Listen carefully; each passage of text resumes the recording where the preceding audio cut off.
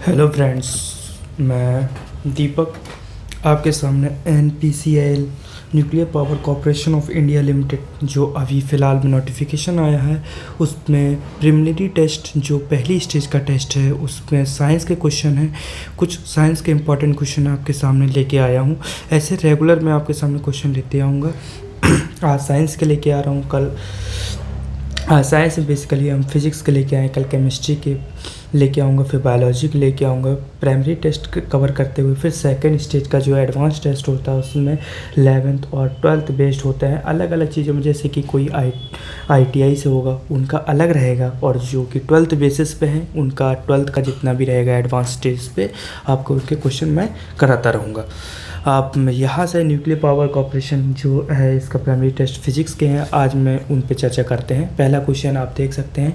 पहला क्वेश्चन है optics fibre works on which following. Optics fibre किस प्रिंसिपल पे वर्क करता है या किस चीज़ पे वर्क करता है उसके बारे में। जैसे रिफ्लेक्शन क्या होता है। रिफ्लेक्शन आप बेसिकली रिफ्लेक्शन आपका क्या होता है, एक ही मीडियम में कोई लाइट या साउंड वेव कोई भी आए उसी मीडियम में वापस रिफ्लेक्ट हो जाए उसको आप क्या कहते हैं, रिफ्लेक्शन कहते हैं। रिफ्रैक्शन क्या होता है, रिफ्रैक्शन वो चीज़ होती है आप एक रेयर मीडियम से डेंसर मीडियम में मूव करती है लाइट, जैसे लाइट हो गया, साउंड वेव हो गया, कुछ भी होगा जो कि आपका रेयर मीडियम से डेंसर मीडियम में दो मीडियम आ जाते हैं उसे रिफ्रैक्शन कहते हैं। डिफ्रैक्शन अलग होता है। और टोटल इंटरनल रिफ्लेक्शन क्या होता है कि आप कोई भी सिग्नल होते हैं ये टोटल इंटरनल रिफ्लेक्शन जो आपकी ऑप्टिक्स फाइबर होती है। ऑप्टिक्स फाइबर क्या होती है, टोटल इंटरनल रिफ्लेक्शन पे काम करती है। मतलब कि जितना सिग्नल आएगा वो बिल्कुल थ्रू बिल्कुल एक भी उसमें लॉस एक भी सिग्नल का नहीं होगा, कंजप्शन एक का भी नहीं होगा। जितना सिग्नल आप देंगे उतना सिग्नल जाएगा।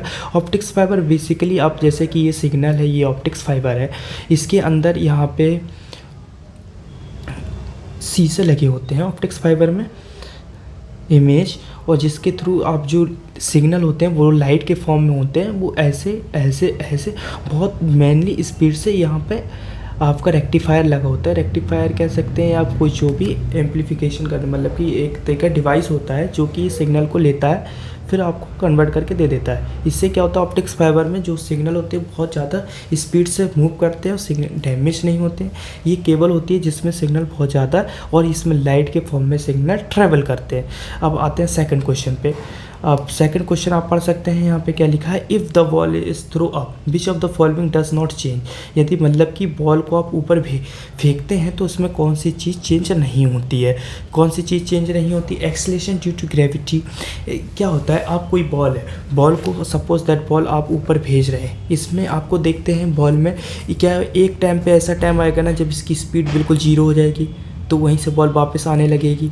ठीक है, यहाँ पे सपोज दैट यहाँ पे बॉल पहुँच गई, यहाँ पे बॉल जीरो हो गई। पोटेंशियल एनर्जी, टोटल एनर्जी कभी चेंज नहीं होती है। टोटल एनर्जी जो बॉल की रहेगी वो कभी चेंज नहीं होगी। यहाँ पे जाते जाते आपकी देखो काइनेटिक एनर्जी, पोटेंशियल एनर्जी साथ में, उसी को क्या कहते हैं, टोटल एनर्जी कहते हैं। Kinetic energy plus potential energy, potential energy, ये जो क्या होती है टोटल एनर्जी। एक कम होगी एक ज़्यादा होगी, ये बराबर सेम रहेगी।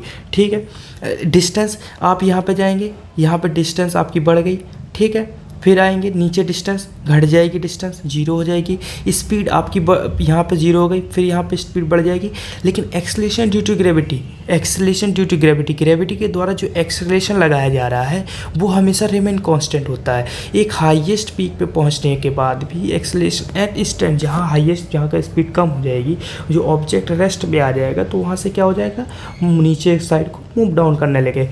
कोई ऑब्जेक्ट है ऊपर गया फिर वापस नीचे आ रहा है, लेकिन उसमें क्या होता है, एक्सेलरेशन ड्यू टू ग्रेविटी कभी भी चेंज नहीं होती है। एक्सेलरेशन ड्यू टू ग्रेविटी आप स्मॉल जी का मान जानते हैं 9.8। ये आपको जब नीचे था तभी भी इतना ही लग रहा था, जब ऊपर गया तभी भी इतना लग रहा था, यहाँ रेस्ट पे था तभी भी ग्रेविटी उतना ही था, जब मूव करने लगा उसमें, जब यहाँ जाएगा वो हमेशा सब जगह सेम रहता है।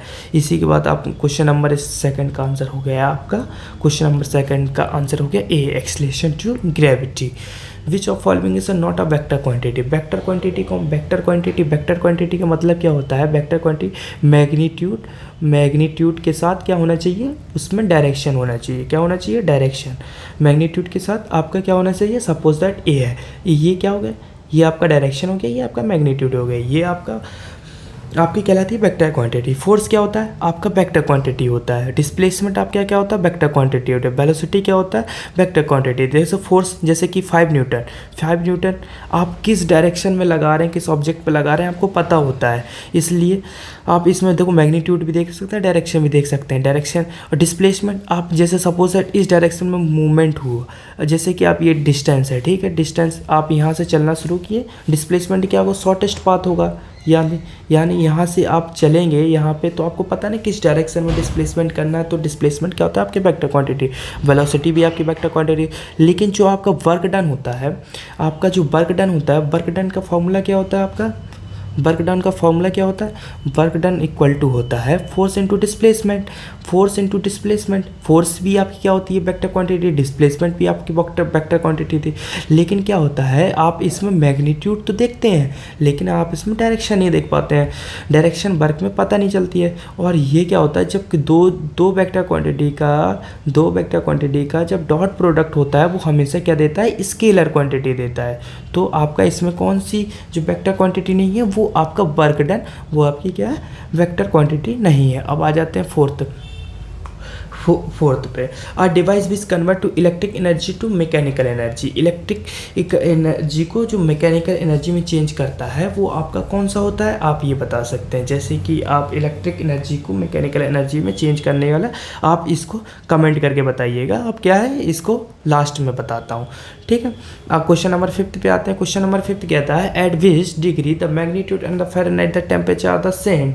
मैग्नीट्यूड और टेम्परेचर आर द सेम, ऐसा आप इसका बताइए। इसमें क्या होगा, इसमें जब सेंटीग्रेड और फ़ारेनहाइट टेम्परेचर दोनों सेम होते हैं वो -40 पे दोनों का सेम होता है। दोनों स्केल का जब एक दूसरे को इंटरसेक्ट करेंगे तो मतलब -40 पे दोनों सेम होते हैं।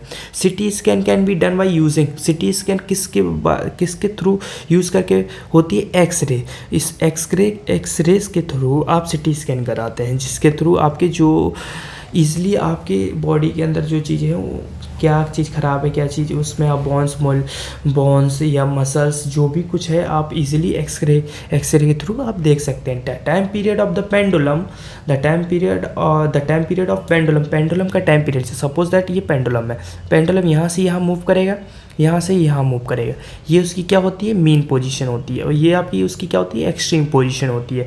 यानी कि ये मीन पोजीशन जैसे वो एक्सट्रीम पोजीशन पे जाएगा, इधर से इधर आएगा, और आपको टाइम पीरियड पेंडुलम का फॉर्मूला क्या होता है 2π/L/g। यानी कि इस फॉर्मूले में आप देख लीजिए किस चीज़ पे डिपेंड कर रहा है time period of the pendulum. ये देखिए आपका एल पे डिपेंड कर रहा है, यानी कि एल आप इंक्रीज करेंगे तो टाइम पीरियड क्या होगा आपका बढ़ता जाएगा। जी तो आपका हमेशा कांस्टेंट रहेगा, 2π कांस्टेंट है। टी किस पे डिपेंड कर रहा है एल पे डिपेंड कर रहा है, यही आपका फॉर्मूला हो जाता है, ठीक है। ये आपकी ये एक्सट्रीम पोजीशन होती है, ये मीन पोजीशन होती है, ये मीन। यहाँ पे आप देख सकते हैं ये यहाँ पे आपका मैक्सिमम डिस्प्लेसमेंट है, यहाँ पे मिनिमम डिस्प्लेसमेंट है, यहाँ क्या आपके मैक्सिमम डिस्प्लेसमेंट है, ठीक है। यहाँ पे आपकी क्या है फुल काइनेटिक एनर्जी है, यहाँ पे क्या है आपकी काइनेटिक एनर्जी 0 है, लेकिन यहाँ पे पोटेंशियल एनर्जी बढ़ गई है, और यहाँ पे आपकी पोटेंशियल एनर्जी 0 हो गई। यहाँ पे पोटेंशियल एनर्जी बढ़ गई लेकिन काइनेटिक एनर्जी 0 हो गई है। यहाँ पे एक्सेलरेशन आपका 0 है, यहाँ पे एक्सेलरेशन आपका हाई है, ठीक है, मैक्सिमम है। ये आपके पेंडुलम के बारे में बता दिया हूँ मैं। अब ऐसे थ्रू नेक्स्ट क्वेश्चन पे आते हैं। नेक्स्ट क्वेश्चन आपका है which device is use to locating some much object under the sea. मतलब सी के अंदर जो ऑब्जेक्ट है उसको किसके थ्रू लोकेट कर सकते हैं, डिटेक्ट कर सकते हैं। इसका आपका आंसर होता है साउंड नेविगेशन एंड रेंजिंग। ये आपका आंसर है साउंड, ए ऑप्शन। इसके फुल फॉर्म मैंने आपको लिख दिए हैं, सोनार नेविगेशन एंड द रेंजिंग। ये आपका सोनार का sound navigation and ranging sonar का फुल फॉर्म होता है। जैसे कि रडार का फुल फॉर्म आपका क्या होता है रेडियो डिटेक्टिंग एंड रेंजिंग, ये आपका रडार का फुल फॉर्म होता है। लेज़र का क्या फुल फॉर्म होता है light amplification of by stimulated emission of radiation, ये आपका लेज़र का फुल फॉर्म होता है। आपका मेजार का फुल फॉर्म क्या होता है? Radio amplification bye stimulation emission of radiation. ये आपका किसका? मेजार का। आपका क्वेश्चन नंबर 4, आपका ये क्वेश्चन नंबर 4 आप हमको ये कमेंट बॉक्स में बताएंगे इसका आंसर क्या है। क्वेश्चन नंबर 4 आप सॉल्यूशन करके बताएंगे।